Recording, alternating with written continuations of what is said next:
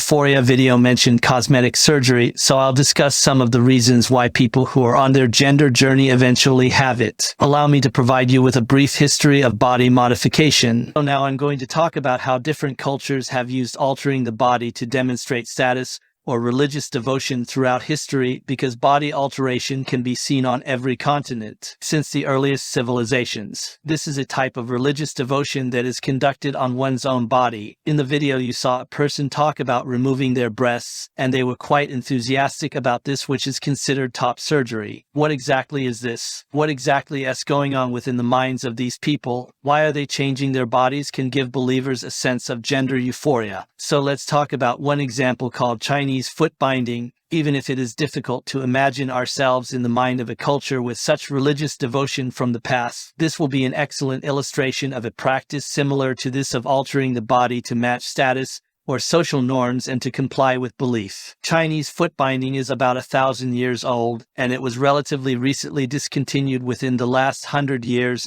or so. Chinese foot binding started with the aristocracy. This is taken from Wikipedia. Foot binding was a Chinese practice of breaking and tightly binding young girls' feet in order to change their shape and size. Lotus feet were feet that had been altered by foot binding, and lotus shoes were shoes made for these feet. Bound feet were considered a status symbol and a sign of feminine beauty in late imperial China. It may have started with the Tang dynasty court dancer Yin Yan, or more broadly with the Turk dancers who performed there during the 10th century CE. These dancers were known for their small feet and bow shoes with upturned toes. Lotus shoes are a form of spiritual motivation because these performers' feet resemble lotus, and lotus is a symbol in the East. Lotus emerges from the mud. It was regarded as a symbol of both rising social status and spiritual purity. Buddhists sit atop lotus flowers. As a result, this is a very symbolic as well as feminine beauty, which is also a status symbol. What they're talking about here, you can see a girl, which is what they meant by feminine beauty, that she's a very pretty girl dressed in traditional Confucius garb, with eternal knot, which is symbolic rebirth. She's looking in the mirror and at herself, and she has those itty-bitty feet. And this was regarded as high status. It wasn't the deformed feet themselves, but the unusual appearance, which some contemporary Chinese philosophers thought was cruel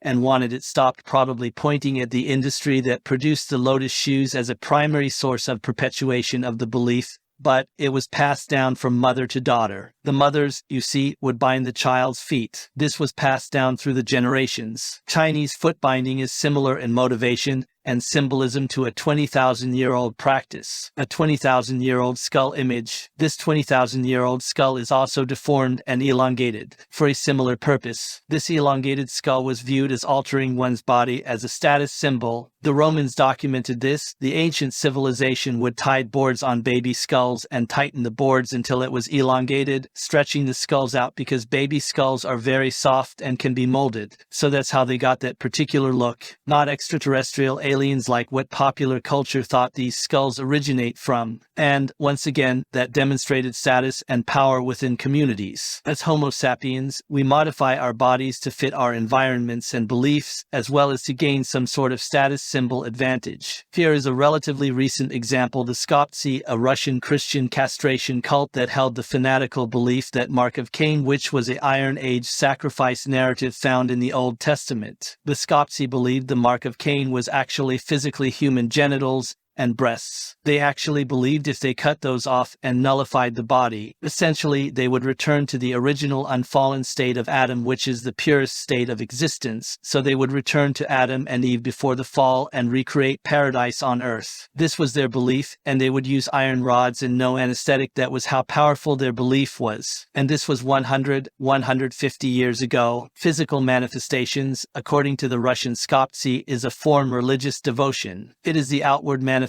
of an inner spiritual accomplishment, or the outside castration induces the spiritual accomplishment. The spirit made manifest through physical manifestations, the word made flesh. Russian Scopts described their experiences as blissful after they had gotten rid of their genitalia. One of the most obvious features that links us to the animal kingdom is genitalia. Biological sex directly connects us to all of the animals around us. Nature is tamed by controlling reproduction. Similar castration practices were part of Christian communities going all the way back to the Roman era. Although they weren't widely practiced or considered doctrinal, we have a surviving practice called circumcision, which is an ancient Egyptian practice that distinguished the elite priest in charge of mummification from the ordinary Egyptian priests. This survives today as part of a Jewish tradition dating back to a time of the Iron Age god Yahweh. This distinguished the Jewish devotees from their Gentile counterparts. The Romans were very sexually promiscuous and had sexually explicit materials often depicted in their homes. This was probably a way for Jews and Christians to separate itself from the pagan Romans when Rome became Christian around Constantine time. Circumcision is minor alteration by far,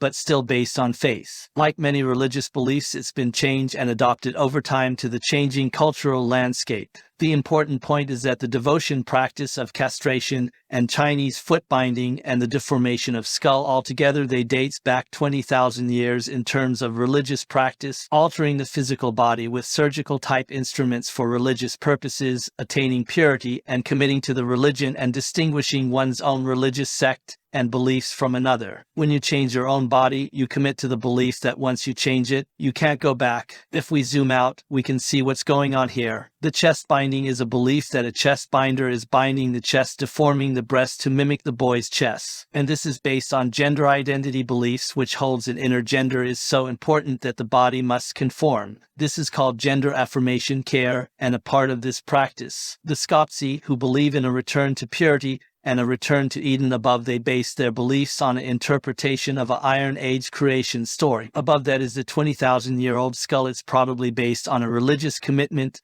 and a show of status. So the images here range from 20,000 years ago to 2021, and I see the same thing happening. It just keeps on happening. People who are trapped in belief or a society demanding conformity are attempting to advance in that society. The belief in a physical form of escaping misogyny or finding a way to relieve pain, but based on unproven beliefs and traditions who are under great social pressure to conform. And this is exactly what they do. Elliot Page, as you can see, she's cut her breasts, and she's a status symbol, so that's a strong signal to other girls. Imitate me, you'll be elevated to the same level as I am, so that's why I put these two together, as well as the girl who tied her chest together. You see the girl with the small feet, as well as her mother and adolescents, following the surgeon who performed the nullification surgery. Do you see any similarities between the girl staring at herself in the mirror and noticing that she has small feet and the girl pictured with her mother below who has scarring from surgery? They were both horribly scarred as a result of what their mothers did to them in accordance with their beliefs. People looking for social status and belonging. With all of these concepts and gender identities, the vocabulary and terminology evolved with the religion. I know there's a lot more to this, like misogyny and mental health, easy available porn. For more information, take a look at Kelly, Jake Keen, Pete Trans and Gender through a broader lens. I also included this tweet by Jack Turban. The tweet says, to deal with chest dysphoria, many transgender youth wear chest bindings.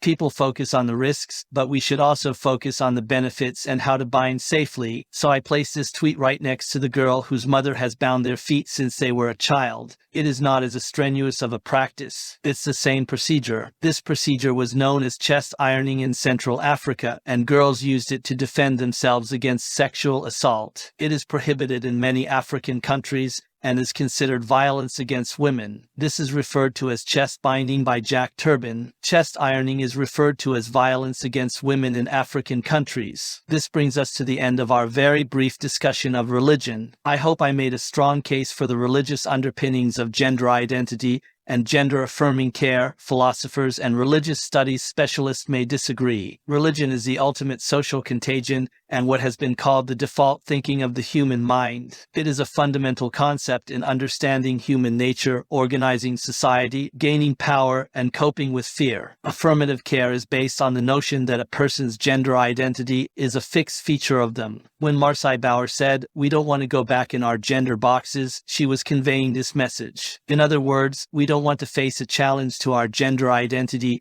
and not the struggle to overcome gender dysphoria, but this is a point I will reserve for later. Keep this in mind as you listen to Joshua Safer and Marcy Bauer's attempt to resolve their tensions.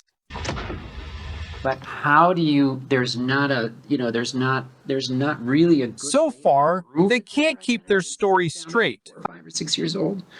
There are people that come out at puberty and later decide their gender identity is different. I mean, that's a very difficult argument to win.